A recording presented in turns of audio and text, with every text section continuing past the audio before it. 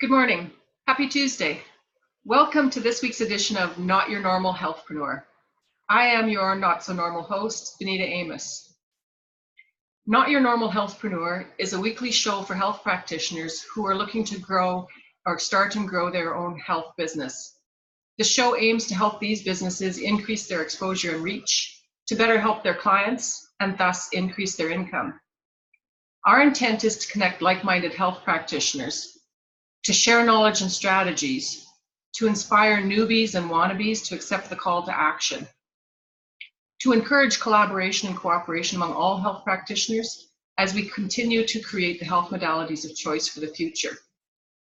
We are keen to help health practitioners gain more clients, to grow their business, to acquire more tools to help more people, and in the process to give people education and insight into some of the natural health modalities that are available out there as an alternative to settling for mediocre health or resorting to the standard invasive medical procedures that are the norm today, or the taking of pharmaceuticals with the potentially harmful side effects.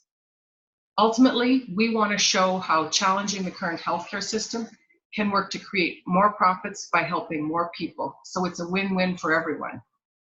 Now, my guest this week is Stacy Westman, also known as the Meals Maven. So Stacy does meal planning, and some people might question meal planning as being part of a healthpreneur practice. And yet in reality, our meals are our fuel. So certainly when it comes to health, what we eat is a big part of that health. So welcome, Stacy. Thank you for having me. I'm so excited. I just met Stacy last week, but I had a chat with her online actually to start with and realized that her and I share a lot of philosophies. So I really wanted to get her on and give people the benefit of her wisdom. So tell us a little bit about your current business. What services and products do you offer right now? I offer meal plan coaching, which is a 3-month thing, and it involves getting to the root of why you have trouble meal planning and figuring out the steps that you need to take to make your meal planning successful. I offer all-inclusive cooking and meal prep classes, so people come, show up with a freezer bag and some ice packs, and they take home meals for their freezer, plus they eat dinner with me and their peers. And I also offer all-inclusive meal planning retreats. Nice, nice. So tell us a little bit about the catalyst for you, why you started this business, because I know that's a pretty interesting story. Well, I became a mother, and before that, I didn't cook because our apartment building was the top floor of a walk-up, which was so hot year-round. Taper candles would slide along the table and melt in a straight line. So we spent a lot of our time in the air-conditioned mall. And then when I was pregnant, I was constantly sick my whole pregnancy, so I couldn't cook at all. I basically lived on plain baked potatoes and black tea from A&W during my entire pregnancy. And once I had him, because I hadn't been cooking, I didn't have the skills developed to be able to get in and out of the kitchen, to be able to deal with my baby who was super needy. I just ate whatever I could grab. So cheese and crackers, or sometimes my husband would feed me like leftovers if we went to McDonald's or something. So my diet wasn't supporting me to recover from a terrible pregnancy, and it wasn't supporting me while I was breastfeeding my child. I was exhausted all the time. And the health unit nurses came and did their wellness check when my son was some period of time old, not very old, and they asked how I was feeling. And I said, well, I'm really tired. And they said, well, what are you eating? I said, well, cheese and crackers. And they told me I needed to meal plan so I could eat better. But meal planning when you don't have time to take a shower or brush your teeth is sort of an impossible idea. I didn't know where to start. I didn't know how to begin. And everybody asked didn't know either. So that was kind of the birth of my passion in my business. And I just discovered how much I love to cook and help people get food inside of them that they actually want to eat and not just settle for junk. Nice. So you say that was the start of it, but it's like, so you didn't actually start the business when the baby was the baby. No. But he gave me the skills to learn how to meal plan throughout the course of the years of his growing up. Things like limited budgets or limited time, or family crises, or the death of somebody, or bad illnesses. I learned how to meal plan in spite of those things happening. 5 years ago, I was meal planning for fun for somebody, and she's like, you really need to do this as a business because look what you're giving me.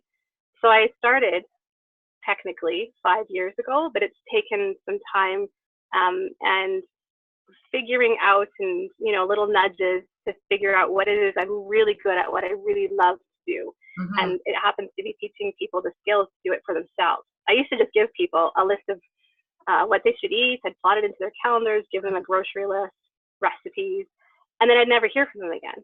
So I don't know if they worked or if they were a good idea or if they changed their lives. I never knew. So that's why coaching started as a thing for me as well. Right. Well, it's interesting because I don't remember where I read this, but I just read this recently, and it was something like where I fall down if I wait until it's like 5:30 to plan a meal, it pretty much doesn't happen. Yep, that's my trigger too. 3:30 or 4 o'clock. If I'm not cooking, I'm not cooking. And so why do we do that? Well, I think it has something to do with our energy. Whatever, for myself, I know my energy cycles throughout the day. Like first thing in the morning, I'm good to go. And I'm pretty good until after lunch. Then I need a little nap, like 15, 20 minutes. I just need some downtime. Even if I'm not sleeping, I just need to close my eyes. And then I'm good till about 3:30 or 4.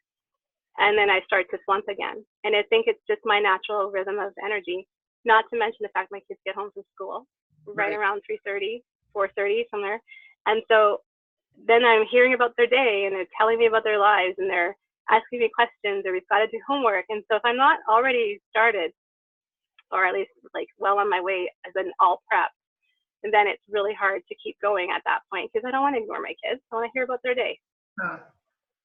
So obviously, I'm just kind of thinking about this because that's what I do. I analyze everything, but it's like, so then it's not just the actual physical, the physical steps of planning the meal. It's actually the mental or the emotional process of planning that meal that needs to happen before you get sidetracked, if you will.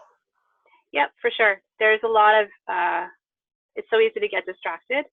And like you say, mentally and emotionally, you got to be in the game, or you're not doing it what you mean to do or in the right steps. You discover you forgot to buy X, Y, or Z. And if you're in the middle of a meal and you don't have something you need to cook, well, then what are you going to do?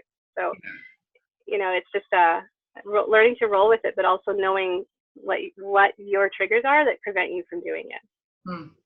That's interesting. Like say, I never really thought about that until, like I say, somebody brought it up. It's like, oh yeah, I do that. I guess I need to watch for that. So who would you say is your ideal client? I know we're probably a good client. Who's your ideal client? Generally women around my age or a little younger who either they're working and single and they just go out and they don't eat at home because they have this energy issue where they need to eat properly to be able to maintain their busy lifestyle. Or moms with kids, because stereotypically moms tend to give all their everything to their family and they don't take care of themselves. And so, and they're raising the next generation of kids. And if they don't get introduced to real food when they're young, then when they're an adult, they're not going to like it either. So we also have that guilt heaped on us, like, what, you're feeding them this again? What, you're doing that again? And there's so many societal standards that they're hard to accept and they're hard to meet as a parent, as a mom.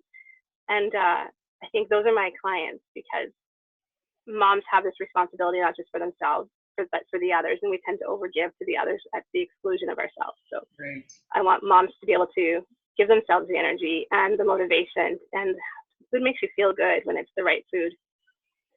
So, okay. So you said that you want moms to have the energy and the motivation. So how does that play into your coaching? We identify the triggers and we discuss what kind of goals they want to reach. So they get 3 goals in 3 months that that they really want to deal with and tackle, because all of us fall off the wagon from time to time. But it's when the wagon is like miles ahead and you can't catch up. Those are the people that they know they need me. And sorry, I lost your question. What was it? Well, it's the whole, we're talking about the motivation, or how is it that we know where it is? How does coaching help? Yeah. Yes. So we identify the triggers and we identify the goals that they want to meet, and we isolate the steps they need to get there. And at the same time, we're developing meal plans, one every month, a week of meal planning to kind of go with where their lives are at. So it could be like an easy, normal week. It might be a week where something, some kind of crisis happens, or a week where you're not in routine or where family's visiting, whatever it happens to be. We develop meal plans together that fit their lives, because you can download 1,000 meal plans from the internet, Yes. but most of the time they're too generic. They don't work for your life, your family, your taste buds, or your time. Let's touch on that, the taste buds, because I know we talked about this once before. The whole it's fine and dandy, like we've talked about diets, but and it's fine and dandy to say this is what you should eat. But if there are things that I don't like, how does that fit into meal planning? My philosophy is you should enjoy what you eat, because we have to eat all the time, and we might as well enjoy it, because so much of our life is based on eating. So if you don't like broccoli, that's okay. There are lots of cruciferous vegetables that you can substitute for broccoli. Or maybe you don't like broccoli because every time you've eaten it, it's been steamed until it turns yellow. You know, there's different ways and different things to try to be able to try broccoli in different ways. Maybe you really like roasted broccoli. Maybe you cook it, puree it, throw it in some gingerbread loaf, and then you're eating broccoli and you don't even know it. So it's finding ways to eat food so that you enjoy what you're eating, so that you're not choking something down that you dislike. Right. So what do I do with Brussels sprouts? I love Brussels sprouts, but my family hates them.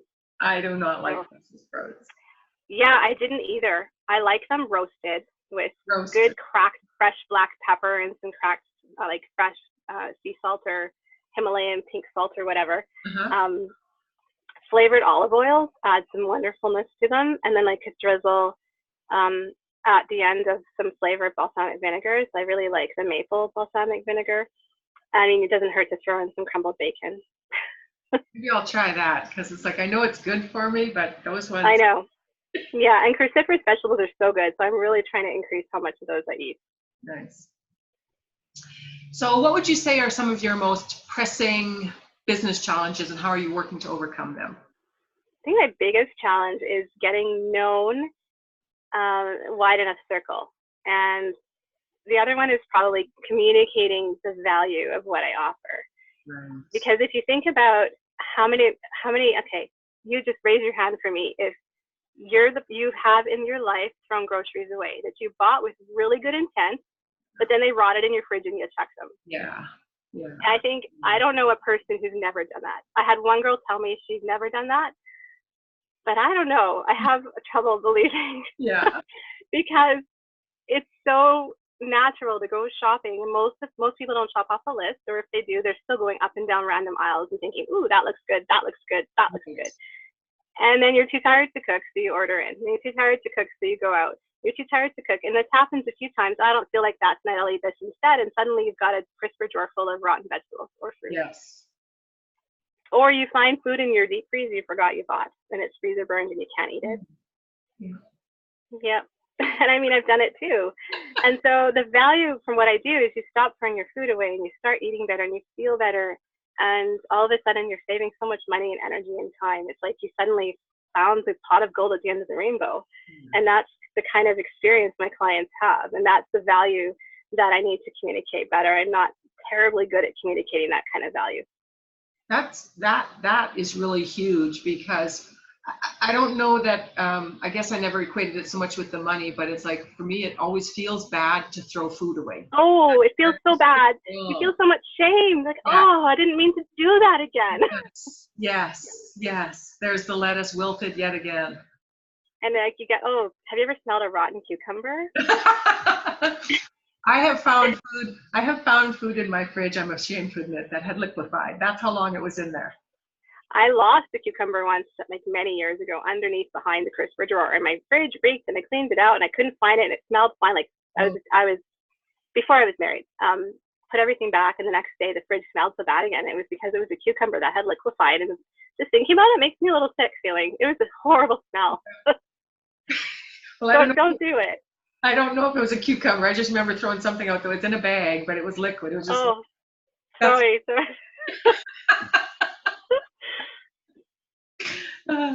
So what gives you the most joy in your life? Where have you seen the most excitement, or where have you gotten the most excitement from?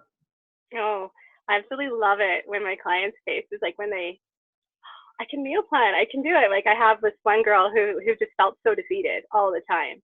And she was like, I'm giving my kids, oatmeal packets for dinner, and I'm eating a bag of chips. And just be able for her to learn, like, there are little things you can tweak and adjust in your life. And we can talk about, like, what to do to make that happen. It's client specific, right? Everybody has their own little thing. Right. But for her, she came to one of my meal planning retreats and she walked away with a meal plan that she felt excited to eat. She could actually make it happen for herself. And it was so exciting for her to be able to do that. I can understand that. I can say, especially when it comes down to if I'm looking at a meal plan and these are meals that I am excited not only to cook but to eat. Actually, if I'm excited to eat it, I'll be excited to cook it. Yeah, for sure. And I can't cook when I'm full though. If I go out and eat a late lunch, I can't go home and cook dinner. I can't. I'm not hungry. It's terrible. That's another one of my triggers for sure. I have to be a little bit hungry to be able to cook. It's weird. That's probably just me. I don't actually, what I find is that I plan a meal better when I'm full, not necessarily making it. But oh yes, I can plan it really well when I'm not hungry. Same with grocery shopping. If I grocery shop hungry, that's a bad thing. Yes. But that's always a recipe for trouble. They always said, I read that somewhere, that's a myth. I was like, that is not a myth. Well, it's not a myth because for sure you'll end up buying snack food that you wouldn't necessarily buy if you weren't hungry. Yep, that looks good. That would be good, right? Yeah, for sure. It's terrible. And the hungrier I am, the more I buy. It's like, oh, I could have that, and yeah. Yeah, my kids ask me when I come home from a grocery list if there's lots of stuff in the cart. They're like, so were you hungry? I'm like, yeah. They know. If I shop when I'm not hungry, the grocery cart is a lot less exciting. So ideally, they want to push you out the door when you are hungry. I know when I think back to some of the grocery shopping that I did when my kids were younger, it doesn't, it makes me feel bad, some of the things that I used to buy and assume were nutritious, right? I am shocked at how our diet has changed over the last, say, 15 years since my oldest, was starting solids. I'm shocked to think about the stuff we used to eat and the stuff we used to buy on a regular basis. And it's not like anyone's lacking anything. Like, we're not unhappy with our food. We're not like, darn, I have to eat this again kind of thing. We eat well, and we don't eat a lot of processed foods anymore. And it isn't even that I was depriving myself. It was I was priced out of it. Either I choose something that's good for us that's going to go further, or I buy a box of granola bars, right? Like, it's what's the right decision? Well, probably the food that's going to make us feel better and last longer. Yes. So I think it was a question of prioritizing our funds when our budget was tight, and we just managed to go that way. I mean, my husband and I were talking about it the other day, how much it's changed for how we eat compared to 15 years ago. Well, my kids are long gone from home, but I really wish that I had known that this kind of service, I mean, I don't know how much of it was available back when my kids were younger, but that certainly would have helped me because I worked a lot of hours. I worked outside the home. I worked a lot of hours, and our kids were in sports. So the time factor was always a huge. Always, yeah. And the thing is, a lot of times it was like we had half an hour for dinner. It was McDonald's. And yeah, that's not uncommon, Benita. That's so common. I know. We have this idea that that's the quick dinner, but how many times have you spent half an hour in the drive-thru even? I mean, and then you get the wrong food after waiting all that time. It's not what you ordered. Yeah, and it's not even that. It's like the nutrition in McDonald's is. Oh, no, and it hurts your stomach. It hurts my stomach. Yes, long gone. So for others starting out in your line of business, do you have some advice you would offer them on how to get started, or any tips? Yeah, for sure. I think the biggest thing is to know what you want to do. It took me until January of this year to really, really zero in on the coaching is what I love, the teaching, the helping people figure out the steps to do it, the implementation of it. That's what I love. Like, I love offering you recipes. I love helping you with that, but that isn't what I do. That's not what I'm really excited about. So just really paying attention to what makes you feel happy or light, and then doing more of that. And if you're dragging your feet, then don't do that. It's just figure out what your focus is and what your aim is, and then do it. And then marketing, don't spend a ton of money on business cards and flyers and pamphlets and stuff until you're sure of what you're doing. Just get a few. Even if they offer you a great deal to buy 3 times as many, just get a few. Been there, done that. Yeah, how many business cards do I have here? I know, I was going through all my different business cards. I'm like, boy, I spent a lot of money and I'm throwing them all away. So that's part of the growth process. But you're right. If you're dragging your feet, it means it's either it's your gremlin popping up telling you you need to not do that, or it's the whole, it's not really what lights your soul on fire. Right, exactly. Yeah, stick for the fight. Stick with what lights you up. Otherwise, it's going to be a long life of trying to force it to work. And if it doesn't feel good, it's going to drain you. Yeah, if it doesn't feel good, you might as well just go back and get another job. Right? Yeah, go to McDonald's, work there. help the busy women. So do you currently collaborate with any other practitioners, or do you have any of those collaborations in mind for the future?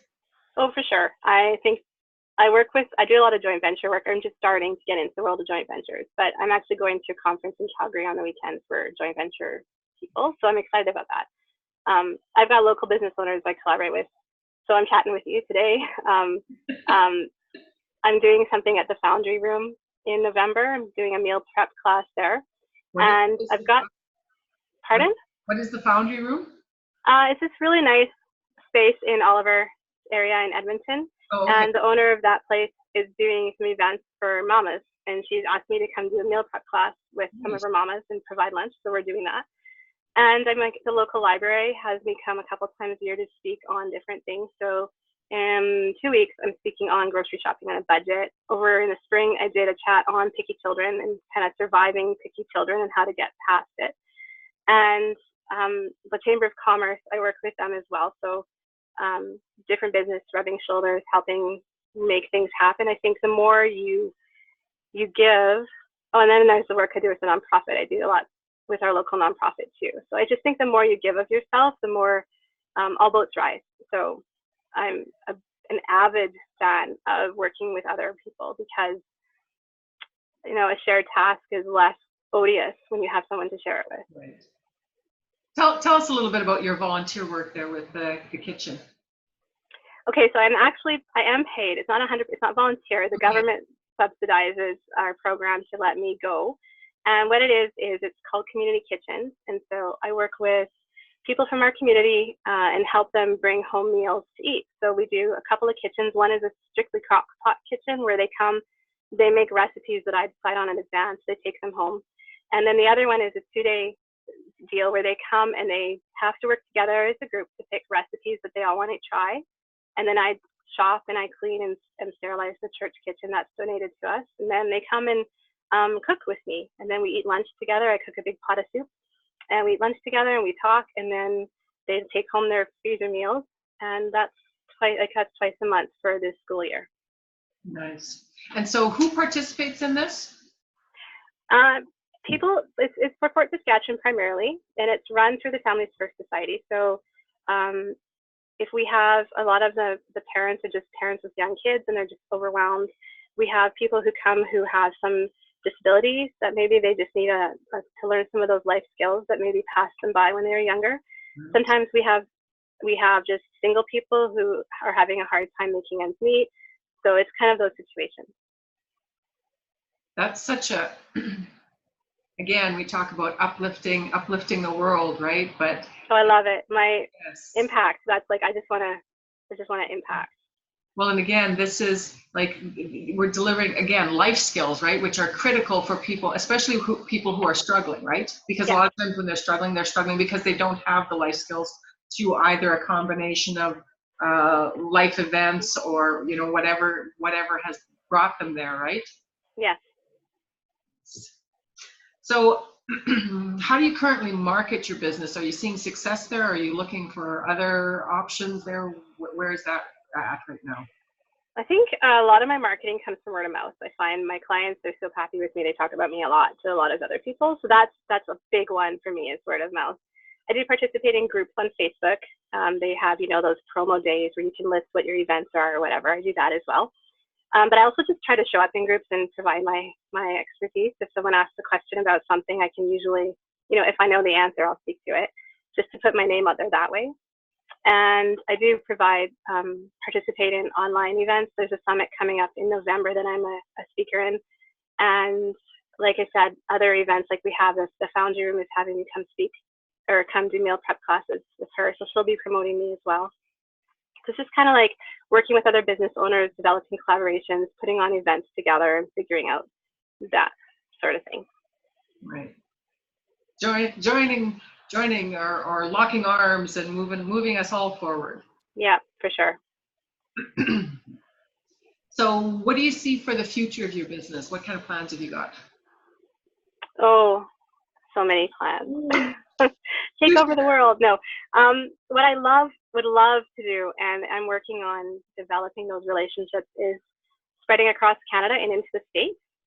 I have a colleague in Colorado who's I was a guest speaker for her group coaching. She does fitness and mindset training, and she had me come speak on meal planning to her group. And now they're working on trying to get me to come down to Colorado for a weekend to do a meal prep day with her girls. So they'd get me for 12 hours. I paid my way. They would pay for my time. So I'm really excited about that. But just speaking, I see myself working with wellness days with, businesses or universities or campuses, teaching people about meal planning and how to do it and how to feel well. I want to spread.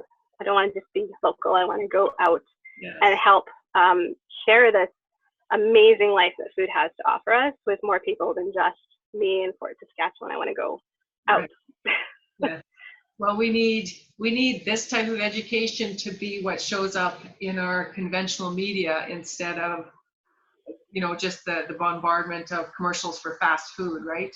Because, again, it's like how many people may not even realize that they're not eating that well simply because they're not planning that well. Yeah, I'm sure that's a pretty large, and if you don't know, you don't know what you don't know. No. And that's why I say, it's like, I think back even to when I came home with my first baby, and I remember feeling so overwhelmed. Oh, so much. Tired. I mean, the idea of planning a meal was, is there a frozen pizza in the freezer that we can have tonight? Because I'm hungry and I'm tired. And you know what? I have to just break in because that was so me. But rescue meals is what I call them. I think it's okay to give yourself permission to have those rescue meals where you don't have to think about it. It's like a no-brainer. Right. My rescue meal, I have an emergency pizza in the freezer. And my other rescue meal is buying one of those pre-cooked deli chickens. So those are my rescue meals. And I feel okay about that. I think it's still better for me than McDonald's. Yes. Well, okay, rescue meal. As long as the rescue meal isn't happening 7 days a week. Right, exactly. I mean, a rescue meal is for that very specific thing. Like your kid has suddenly vomited all over you and spiked a fever of 104. Well, you're not going to cook dinner, right? Like things like that. When life throws you one of those curveballs, it's like one of those no-brainers. Yeah, I can do this. We can do this. And then dinner's covered. We can worry about our kids. That's. And I think again, it's like, I don't know that I ever gave that much thought, but you're right. When something happens in a day that throws everything into a tizzy, meal planning is like the last thing on the list. Actually, it drops it off the list. 100%. It's the first thing you drop when life hits you with a crisis. Yep. I remember it very well when I lost someone close to me when she passed away. I wasn't cooking. I didn't cook. The kids ate pizza for a week. I just couldn't cook. I was so devastated. So it's so interesting. So if you had to pick one person, who would you say has been a real source of inspiration in your life? One person picking it would be my mom, because I grew up with her showing us about being frugal and how to take care of ourselves and be independent and how to cook. Like, she taught me a lot of cooking skills when I was a kid. My brother and I would take turns cooking a couple times a week. One would cook, the other one would clean up, one of us would wash, the other would dry. Like, she taught about like getting all the different household tasks split evenly so it's equal, right? So no one's being like forced to be the only person who takes care of all this stuff. Right. And she just managed to do it in a way that, she taught me the value of food and not throwing food away. So I learned a lot from her. Yeah, not throwing food away. I mean, no disrespect or shame. Everyone does it. Yes, I know. Well, I grew up in a large family, so there was never like Never food left to throw away. she knew how to stretch everything Hmm. to make it. And that was one of the reasons why I never did much like cooking as a teenager because when you're frying hamburgers for 8 people in the house, that's a lot of hamburgers. I learned you can put hamburgers in the oven on a baking sheet to cook them all at once. That's my trick. Well, now you tell me. I'm sorry. Should have met you 20 years ago. Well, maybe a few more than 20. I didn't know that 20 years ago either. I just learned that recently. Well, this has been so nice chatting with you, Stacy. I am like I say, I can certainly see how I could have used your services years ago. And I know that there are a lot of people nowadays that can use your services as well. Thank you. I think it's a really, really important place to start changing the world, one person, one family at a time. Well, again, this is such a fundamental piece. Like, it seems so simple, and yet it's really fundamental for good eating is meal planning. Yeah. Well, awesome. So thank you for joining us this week, Stacy. Thank you for sharing your story, your insights, your humor, your vulnerabilities. We love whatever you presented here. And like, I just maybe tell people how they can get a hold of you. Sure. So I have a hub online where I've got everything put together. It's www.themillsmaven.podia.com, and it's P-O-I-D-A. Nope, P-O-D-I-A. And that's kind of my hub where I've got my groups coaching, my retreat stuff, my information. I have a Facebook group people can join for some free group coaching. It's not like crazy big coaching. It's a couple times a week we pop in there and chat, but I'm happy to have people join me there. My Facebook profile is the Meals Maven. Nice. And a maven is an expert in her field. That's why I chose that particular title. Well, just from what I've heard from you, I'm pretty sure that's probably pretty apt for what you're doing. Thank you so much. Okay, so as always, again, thank you to Stacy. And as always, we appreciate feedback. So if you enjoyed the show, please let us know, and then spread the love and tell your friends. If you have suggestions for someone you'd like to see featured on the show, please email me at benita@thehealthygorilla.com. Coming soon to my website is the 15 easy hacks for more visibility, more clients, and more income for natural health practitioners. And again, thank you for joining us, and please join us again next week, and let's keep the natural health movement going.